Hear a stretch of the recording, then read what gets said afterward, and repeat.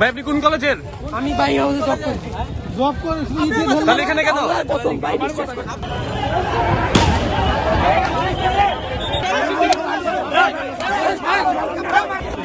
আপনার পরিচয় কি? না স্যার, আমি ওদিকে আড্ডা বেরিয়েছি।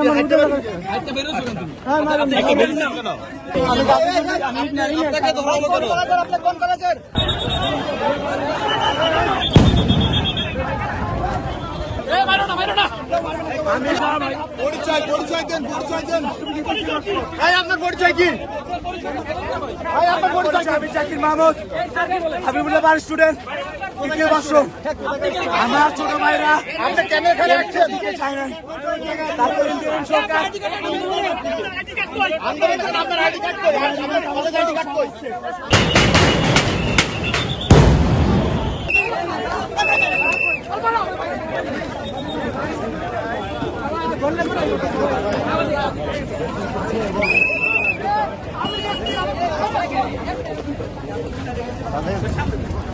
গাইতে করে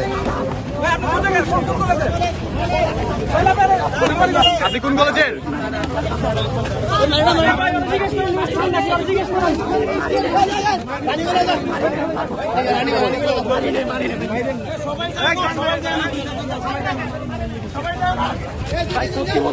ভাই আপনি কোন কলেজের?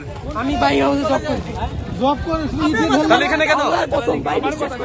আপনি জব করছেন তাহলে এখানে কেন? এখানে তো স্টুডেন্টদের আন্দোলন। আমি এমনি আসছিলাম ভাই, আমি বিশ্বাস করেন। না না না না ভাই,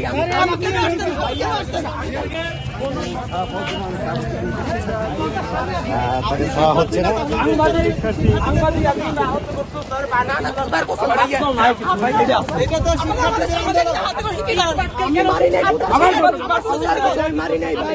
আপনি ইট পাটকেল কেন ছুটছিলেন? আপনি পুলিশকে কেন ইট পাটকেল ছুটছিলেন?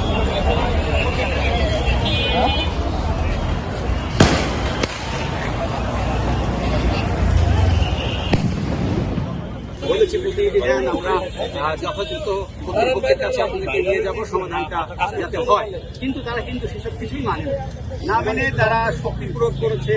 সংরক্ষিত স্থান বাংলাদেশ সচিবালয়, সেই সংরক্ষিত স্থানে যেখানে মিছিল মিটিং সভা সমাবেশ সবকিছু নিষিদ্ধ, সেটি তারা বারবার ভঙ্গ করেছে। ভঙ্গ করে তারা ভিতরে ঢুকেছে।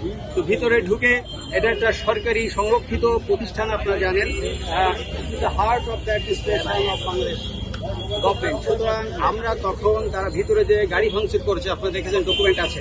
অন্যান্য অফিস আদালত তারা ভাঙচুর করার চেষ্টা করছে, জানমালের ক্ষয়ক্ষতি তারা যখন শুরু করছে তখন আমরা তাদেরকে সেখান থেকে ডিসপার্স করেছি।